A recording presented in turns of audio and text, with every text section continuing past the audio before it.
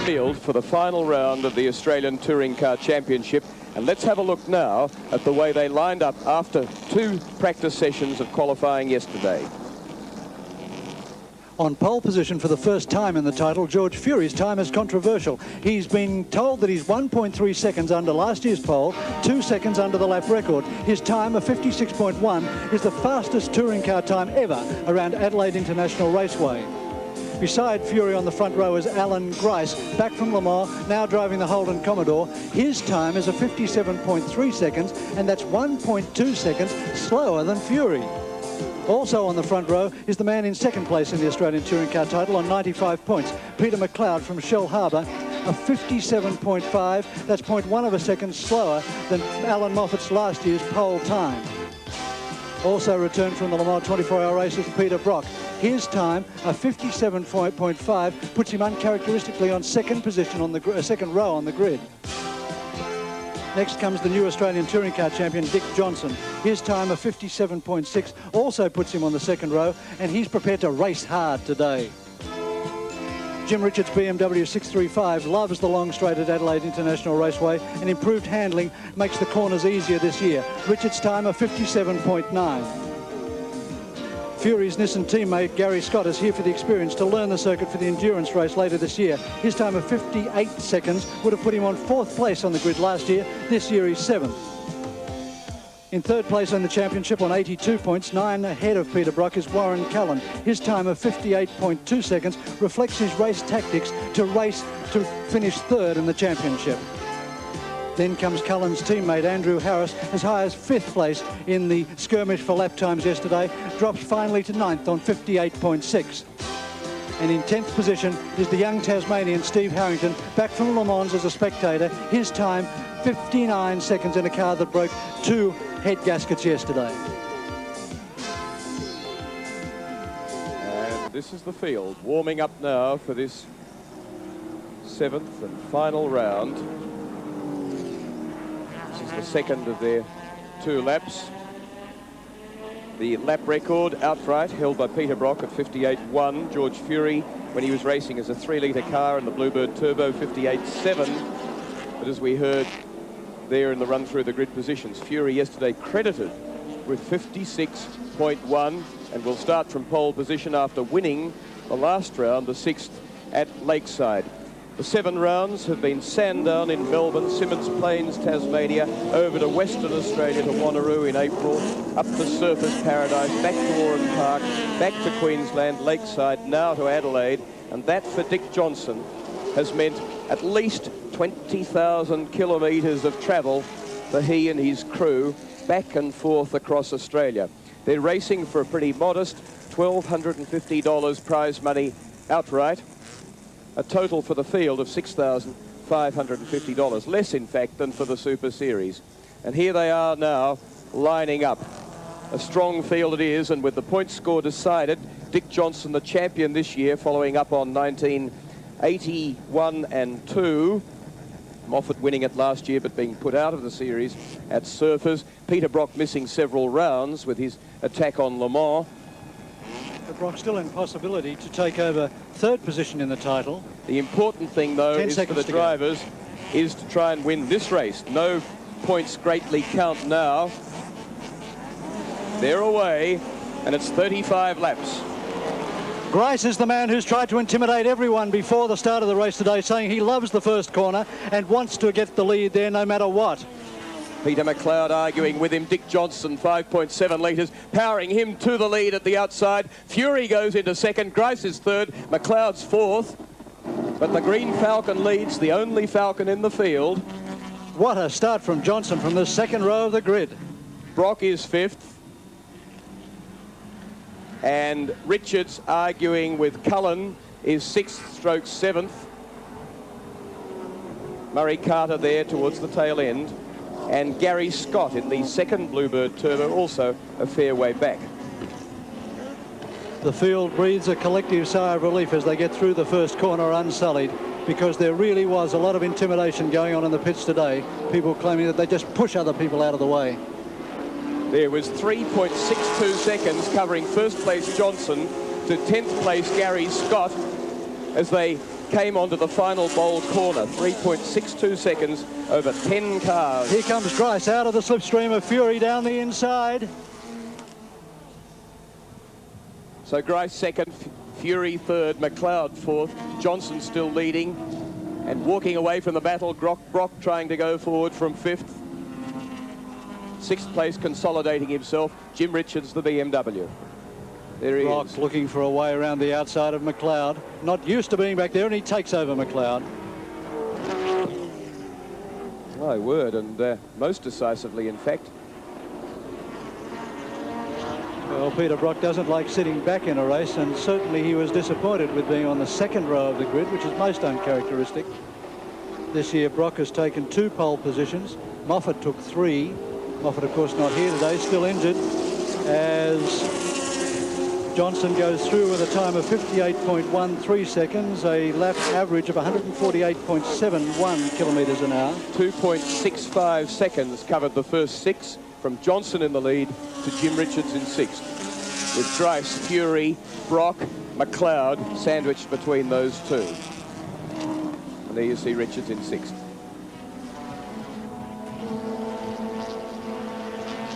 Johnson winning the title this year, his 3rd touring car championship, I'm sure in a way that didn't greatly please him. Lap record is 58.1 seconds. Johnson did a 58.13, so you could say right now that they're racing on last year's lap record. Johnson's got there through consistency rather than winning races. He won the unfortunate Surfers Paradise round, but drove beautifully to do so, but has mostly had seconds and thirds, and mostly been out of real contention for a win, although he's arguing about that today as Fury comes on to Grice and McLeod sticks with Brock. Fury can't hold the big V8 Commodore down the straight. Yes, he can. He did. Well, he didn't hold it down the straight. He went perilously deep under brakes. Flew into the bottom corner much faster than Alan Grice. Now Peter Brock all over Grice. And we've lost Peter McLeod, I think, out of that bunch. Yes. Yeah, there's no Mr. sign of McLeod back there. The Endurance Championship winner from last year, gone out of that bunch. So it's Johnson, Fury, Grice, Brock in a malevolent bunch at the front end of the field. Cullen, Harrington and Scott in another trio, 5th, 6th and 7th. And then Andrew Harris in 8th, Murray Carter 9th. And Shepparton's Brian Thompson in the Camaro, he's just acquired 10th. Jim Richards has fallen back too, so perhaps he got involved with McLeod. He is 12th at the moment, Jim Richards. Had been 6th. 4 laps now down, they're on their 5th.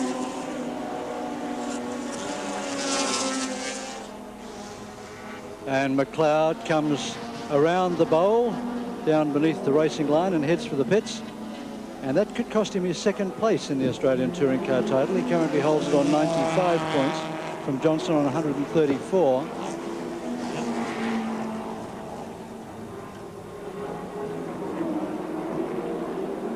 Up onto the bowl again with a lapped car coming up in front of Dick Johnson.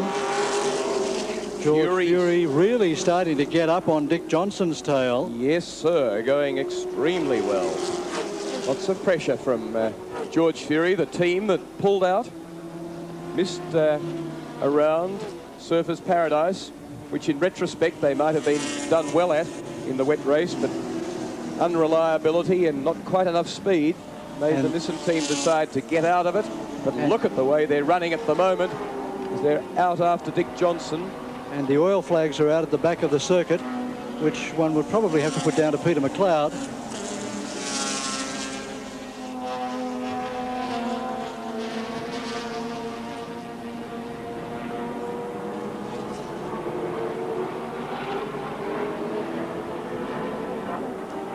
And as Johnson thrusts hard to get a quick run onto this final section of the bowl, Fury is quicker, makes ground on him, and down the straight this time, that Bluebird Turbo will be flying. Let's keep an eye on it. They're on their 7th lap. 1.51 seconds. Look at him, tucked in, going for the lead without any shadow of a doubt. Down the other side of a lapped car, and it might have made the difference. Fury trying to do the same thing, I think, to Johnson there, as he did to Grice earlier on. Further back, it's Commodores, Brock's Grice. And Brock's in front of Grice. 1.51 seconds the gap between these two, and then the Brock-Grice duo. Plenty happening.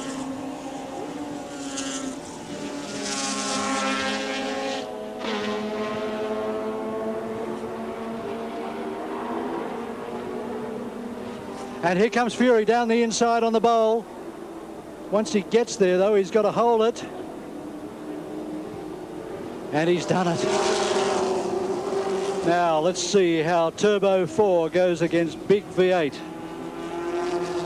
Fury down the inside, making it terribly difficult for Dick Johnson to do anything but do what he did then, come up the outside and go for the braking manoeuvre on the outside of the corner. And Fury holds the corner.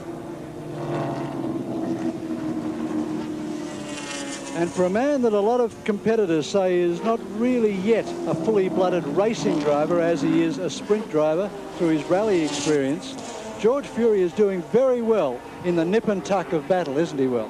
Extremely well, but George would not like to hear such comments. The quiet, smiling eyes of George Fury. He's a very quiet man. Don't accept demotions of his ability very kindly. And now Johnson falls off the pace and Brock comes right up on him. 1.2 seconds separates George Fury from Dick Johnson after only one lap.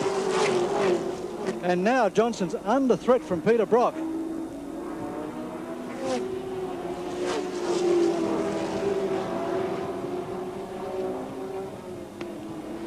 Brock qualified on Yokohama's, is racing on Dunlops. We'll be doing a big test session here tomorrow with the Yokohama engineers from Japan. They ran on two of the Skoll Bandit Porsche 956s run by the John Fitzpatrick team at Le Mans, and are very keen to get into the Australian race scene. And it's not only Japanese engineers, Will. The Yokohama people have also hired Bert Baldwin, who's the ex-Formula One Goodyear compounder, and he's flown into Australia especially for the test session tomorrow. Fury, 1.52 seconds from Johnson, who goes wide and slowly. Brock surges onto his tail end, and Grice watches from fourth. There's the gap. You see Fury pulling out time. The Adelaide International Raceway circuit is very abrasive on the front and rear left-hand tyres, and Johnson is noticeably slower on the bowl, which is the most abrasive corner on the track. He is at the moment trying to preserve his outside working tyres as much as he can for the long race ahead. At the end of 9 laps, it's a quarter race distance of the 35 laps. Second, third and fourth. Good strong race with Peter Brock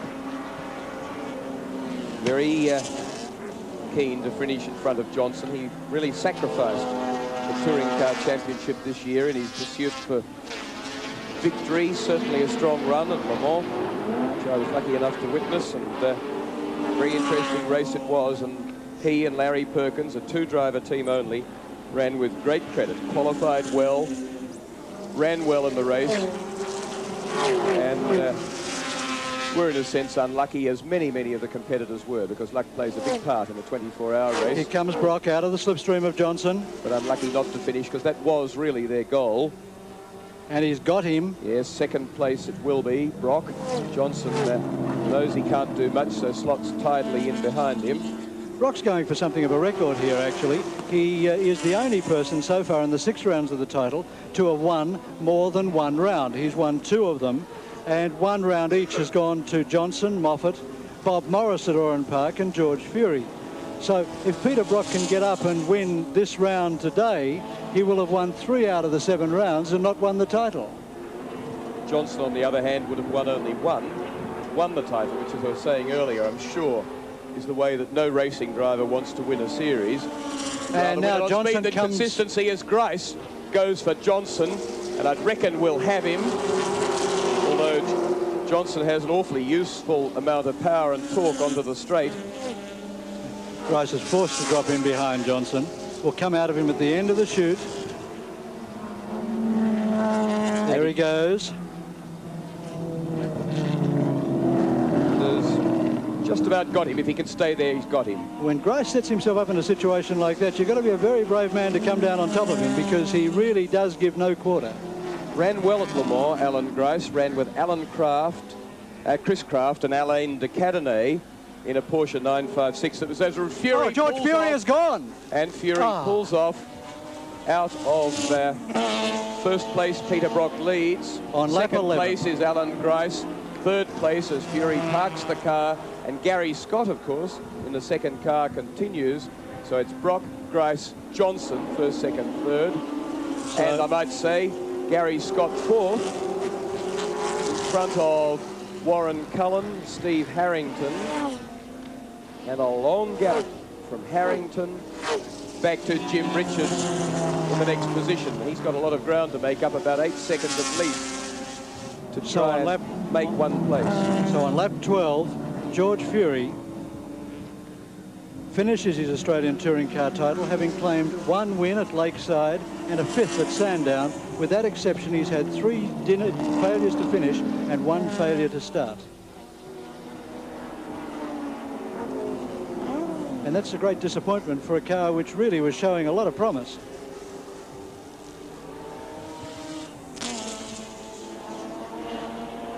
So the race complexion very different, with just 1.85 seconds now sandwiching the first 3, Brock, Grice and Johnson. I was saying earlier that Grice, with these 2 very experienced Le Mans competitors, Alain de Cadenet and Chris Craft, distinguished himself. As we look now at Warren Cullen and Steve Harrington.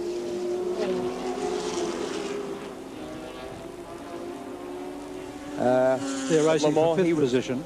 He was the fastest of the 3 in the Porsche 956. But Warren Cullen here doing a good job against young Steve Harrington. And just in front is Gary Scott, George Fury's teammate, holding 4th place. So you're looking at the battle for 4th, 5th and 6th. One that lost Peter McLeod, Jim Richards, George Fury with mechanical problems leading to his retirement. But there you see Gary Scott. He'll be running probably more conservative turbocharger boost and be told to finish at all costs by team manager Howard Marsden, who's just returned from 2 weeks in Japan to discuss with the Japanese their involvement next year in motor racing. He says the answer is positive, but I only got back on Saturday morning, and I have to refer to my management before I make public what we've found out. But they've accepted really what we wanted. So hopefully Nissan will be with us, the Touring Car Championship in Group A next year, as Harrington attacks Cullen. Harrington having his last run in this motor car. It's actually been sold to a hill climb driver who'll campaign it later this year. And the Harrington Roadways team is building up a new car for Harrington and Grice to drive in the James Hardy 1000 and the Castrol 400 later this year. Andrew Harris, Warren Cullen's Kmart teammate, is in the pits. Few drivers going for new cars for Bathurst. Peter Brock will be in a new car. 2 new cars, VK Commodores. Here comes Harrington. As Harrington goes on to Cullen for Bathurst. That's the 6-window Commodore model.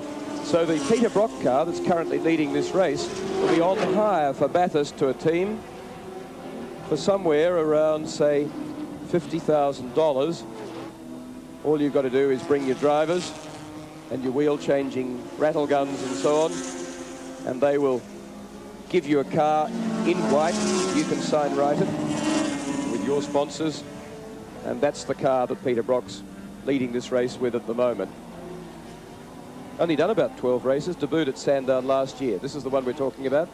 Interesting point score situation, Will, that if Peter Brock can hold off Alan Grice, who now goes for the inside, and Brock tries to hold him, can he do it? He's tentative on Grice because he knows how forceful Grice can be, and he's prepared to let him have it. Grice leads now from Brock. So we've had a number of leaders, Fury, Brock Johnson, Grice. McLeod was up very close to the lead early on. Braking duel at the end of the straight. And Alan Grice weaving all over the place and giving Peter Brock nowhere to go. Alan Grice scheduled to drive 3 cars at this meeting. Hasn't quite achieved it. The Nissan Pulsar Turbo Sedan in the Super Series didn't run very reliably and he retired. He was also down for a Formula Pacific in the opening round of the Australian Gold Star. But the car is still in customs and not quite ready yet for its owner, Alan Brown.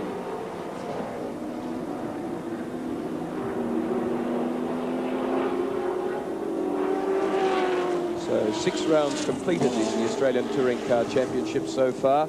This is the 7th and final round of a title that started back in 1960, and that's the point score at the moment up until now. And Mr. Consistency, the man, one of few that's been in every round, leading it with the title locked up, Dick Johnson. And it's interesting, Will, to look at the potential point score situation at the end of this race. If Peter Brock maintains his second position, he'll end up with 96 points, which will put him 1 ahead of Peter McLeod, who currently holds second place in the title on 95, and McLeod has retired. But Warren Cullen, if he holds down his 5th position, will finish the series on 98 points and will take second place from Brock 3rd, with McLeod relegated to 4th from his current second position. So if I was Peter McLeod, I'd be in the pits at the moment trying desperately to get my car repaired to go out and even pick up 1 point for 20th position. And as we look across to the pits, McLeod is out of the car and sitting beside it. Someone ought to go and tell him. Well, a lot of people say, though, nobody remembers anything but the leader, and I think there's a lot of truth to that. Well, I think for people like Peter McLeod, as an amateur racer coming second in the Australian Touring Car title to drivers like Dick Johnson, Peter Brock, would be a real feather in your cap. Coming up on to Brian Thompson, the Shepparton driver, in the Camaro that he recently bought from Bergman. And there he is, Brian Thompson. Gee whiz, he's been around a long while. I can remember him in the supercharged Holden, the high-tailed, had twin rear wings virtually, leading Leo Gagan at Bathurst in a Lotus Elite. By virtue of those cars, it's obvious that that was an open Bathurst race meeting, not the only form of car racing that's there now, the James Hardy 1000.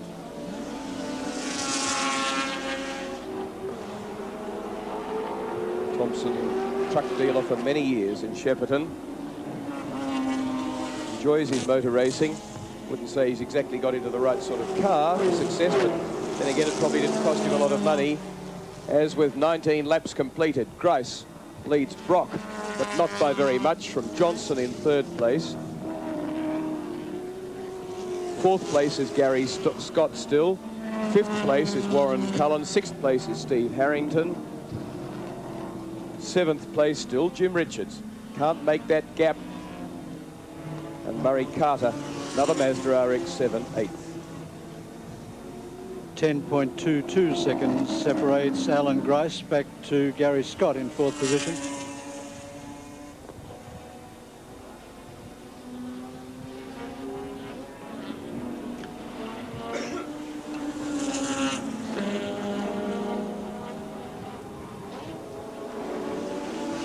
Brock surges towards Alan Grice as they come onto the bowl for the 20th time. Coming up to complete 4/7 of race distance, which is an awfully handy fraction. Fallen a little off the race record, back to 59.96 seconds, as David Cox in the Mazda RX-7 gets between them, but not for long.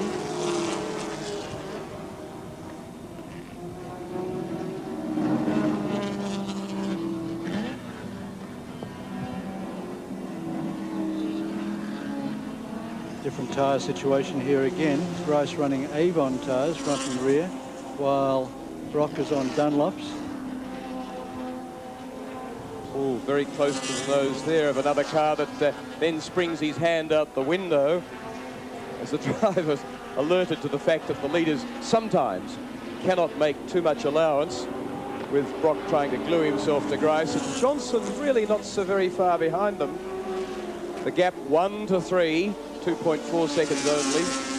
Interestingly, Grice has 3 compounds of tyre on his car on the 2 on the left-hand side, on the two tyres on the left-hand side, he's running a very hard compound to compensate for the really abrasive track off the bowl.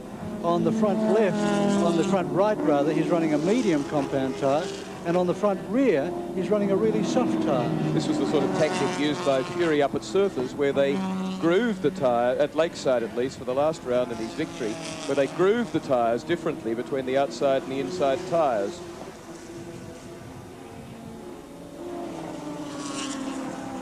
Lap 22 now of 35. Brock stalking Grice. Grice, called him the malevolent interferer in the Touring Car Championship, the man that never had any intention of doing the entire championship and therefore really of trying to win it.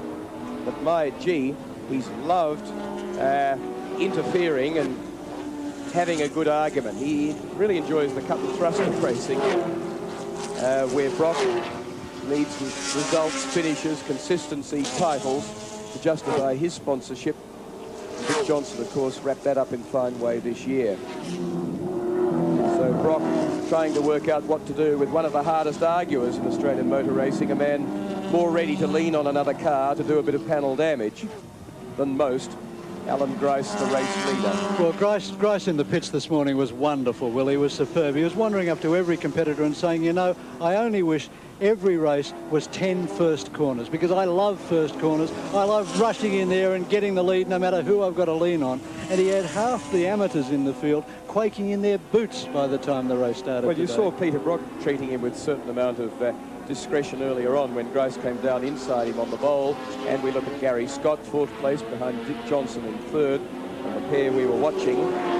Gary Scott, the son of very popular late Queenslander Glyn Scott, single-seater driver for many years. Scott went to England, tried to make it there in single-seaters, didn't quite. For that matter, nor did Jeffrey Brabham, who has, in American racing, very, very hard. Brian Thompson stopping on the main straight. To make it in Europe, you need a lot of money.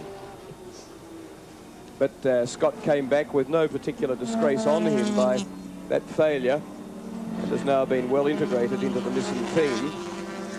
Will be running next weekend at Amaroo, where incidentally Chris Gibson, the charming wife of Fred Gibson, will not be running the Pulsar Turbo. Howard Marsden's decided to protect her and the car from the scrapes that seem almost inevitable at Amaroo, but says it's in great long-distance trim, and we will be running it in long-distance races later in the year. One long-distance race we'll be very interested in will be the 400-kilometre touring car prelude to Bathurst at the refurbished Sandown circuit in September. An announcement to be made about that event in the next couple of weeks, Will. It's said that it will be extended to 500 kilometres this year, which will involve an extra pit stop for the drivers, make it a very interesting tactical event. We look at Warren Cullen having an argument with Steve Harrington earlier on. Harrington's fallen back a touch. Cullen consolidating fifth. Cullen and Dick Johnson are the only two drivers to have completed every round in the points of this year's Australian Touring Car title. His worst place is a 12th position at Wanneroo in Western Australia.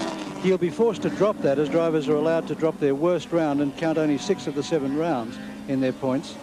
And by picking up his 5th today, he will be in major points contention. Well, it's good to see him, backed by Kmart.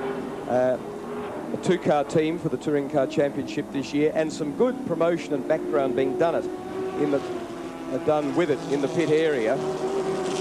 People really do need to do some marketing and promotion based on their involvement in this sort of event. We're on lap 25, and Grice and Brock are coming up to lap 5th position, Cullen, with 10 laps remaining.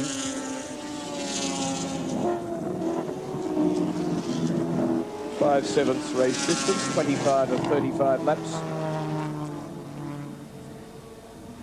Grice, Brock, Johnson, V8s all the way. Turbocharged car 4th. Some more V8s 5th and 6th. One of the great disappointments of this year's Touring Car Championship has to be the crash at Surfers Paradise that involved Alan Moffat, that kept him out of the succeeding round, but also that kept him out of this one. We hoped that he'd be back for this one, but he has a cracked sternum in his chest and still sore. Medical advice says stay out of it. so probably will not appear till the long distance race at Amaroo on August the 5th. And very bad luck for a man and a team with the Peter Stuyvesant team, who really put in a maximum effort into touring car racing.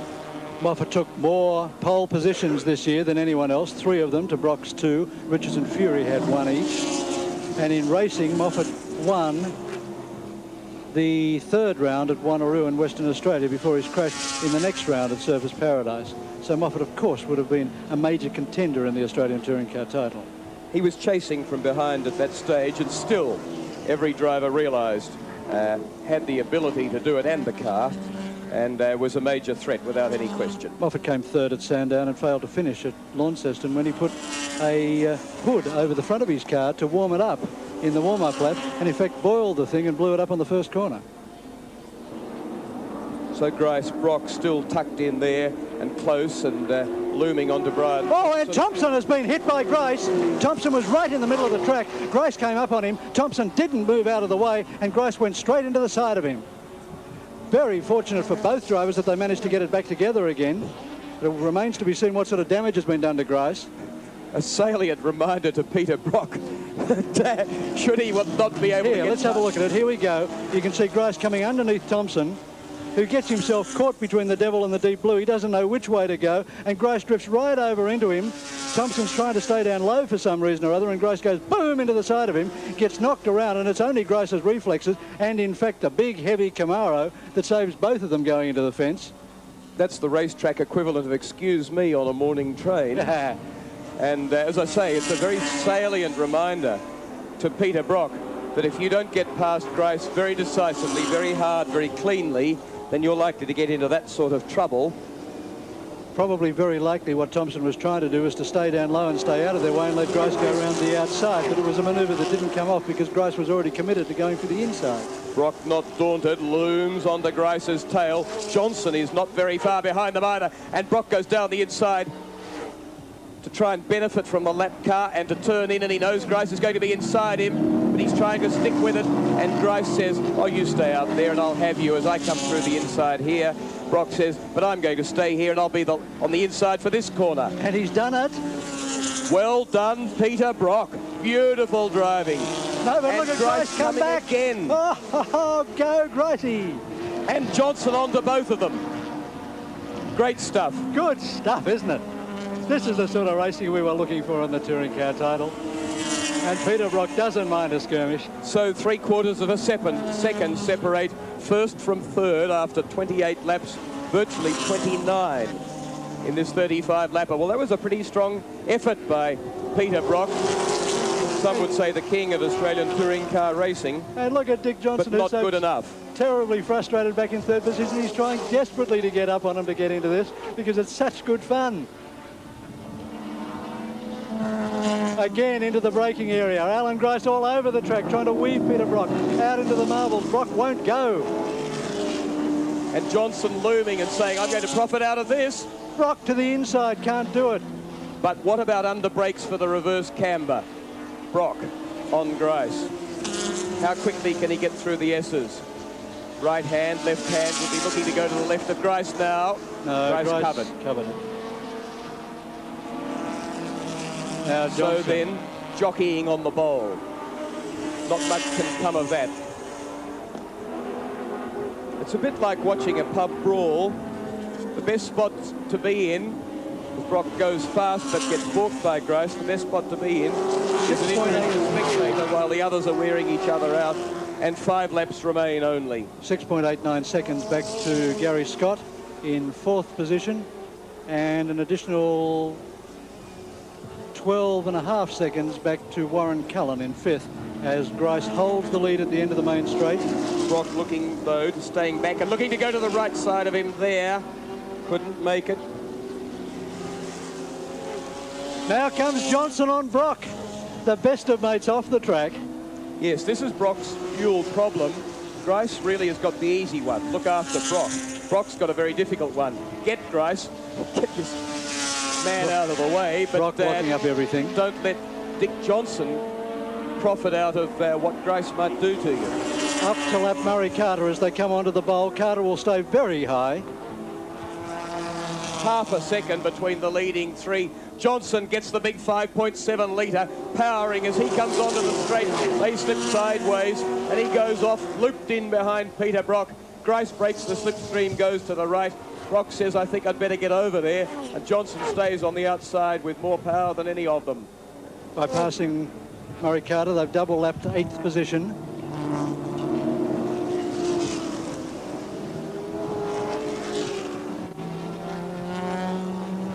Three and a half laps remaining.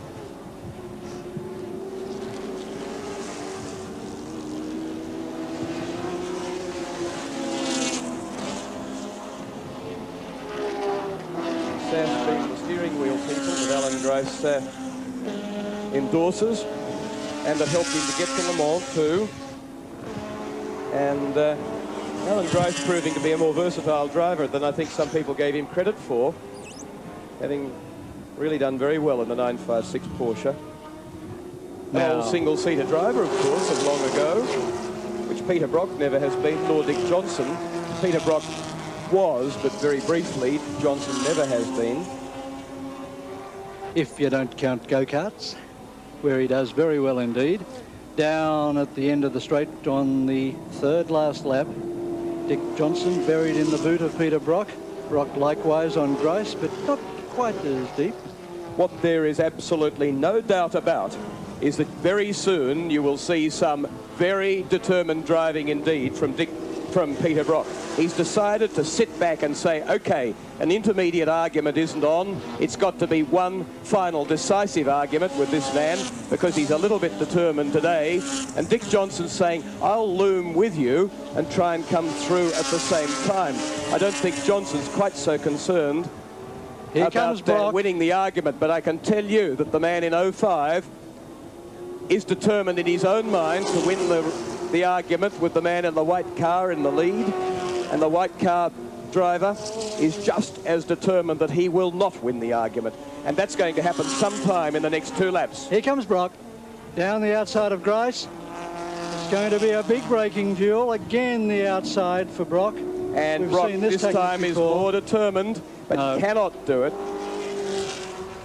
Because if Brock had lurked on the outside there, Johnson would have been straight up the inside and taken over second position, and Brock can't afford for that to happen.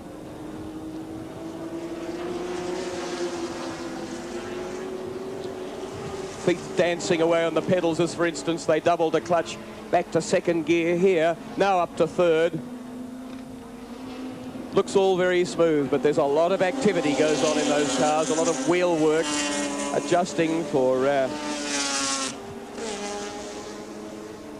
the errors in direction that occur through use of the throttle as they drift towards the outside. They complete 34. They're on their final lap, the final 2.41 kilometres, with Alan Grice leading from Peter Brock and Dick Johnson, the newly titled champion for the 3rd time. Brock holds on to second. Johnson is awfully threateningly close, and Brock's not close enough to Grice. He's only got braking for BP onto the reverse camber of the bowl, or to try and do something desperate on the bowl. And Grice is sprinting now for these corners to try and make the gap sufficient, but Brock can't threaten down one side or t'other. And he stopped him from doing it there. Grice cost him a lock-up of the left front. And Grice, I think, has got it covered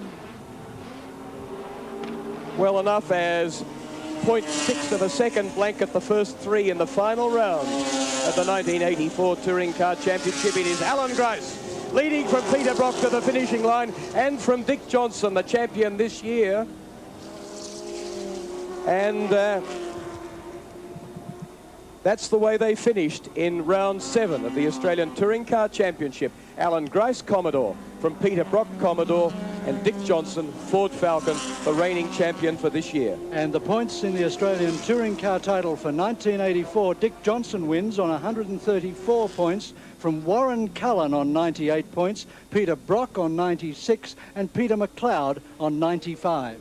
That was all completed in a race time of 35 minutes and 10 seconds, an average speed of 142.5 kilometres per hour.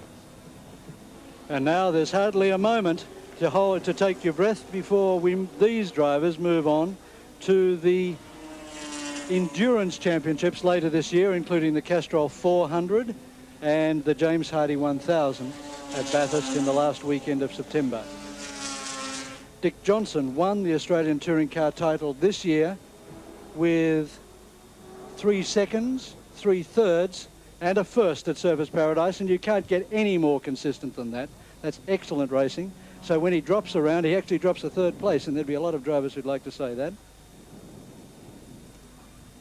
It's great consistent driving by Johnson. I'd like to have seen him more competitive, running for the front in the earlier part of the series, where patently he wasn't a threat to the Moffats and the Brocks, but he did run consistently, put in a great effort in preparation and so on, ran to all the rounds, covered, as I say, more than 20,000 kilometres, and deserves the title, although I'm sure he would like to have won it with more first placings. He has to be on a plane in 40 minutes' time, Dick Johnson, to head to Detroit or to Sydney, and then onto an international flight to Detroit to determine his racing future for next year. There's the man, just a little bit of cooling down, the hero of many Australians, and particularly those from the large northern state in Queensland. His co-driver in last year's James Hardie 1000, Kevin Bartlett, points out the damage on the side of Alan Grice's car, and they laugh. Well, it's only a little bit of panel damage, and the car does go into mothballs now anyway, doesn't it? Interestingly, the owner of the car, Ian Harrington, has no fewer than 6 of his old race cars stored in a shed in Launceston, and will be putting Grice's car in there as well. A kiss for the champion from his wife, Jill. And don't forget that that was the man that, 9 months ago, was very, very lucky to step virtually uninjured out of a horrific accident at Bathurst when he wrapped his car around a tree. And as he wends his way towards the helicopter that's taking him away, Johnson, one has to say, has put in a great professional effort from what is really a private team as such. Backing from Motorcraft. And they're chatting with Alan Grice, the man who's put an enormous amount of fire in the Touring Car Championship last year, but has equally finished this year on a great fighting note. And the winner of the Australian Touring Car title for 1984, Dick Johnson, on 134 points. We hope you've enjoyed this telecast from Adelaide International Raceway. On behalf of Will Hagan and Bob Vincent, this is John Smales for ABC Sport.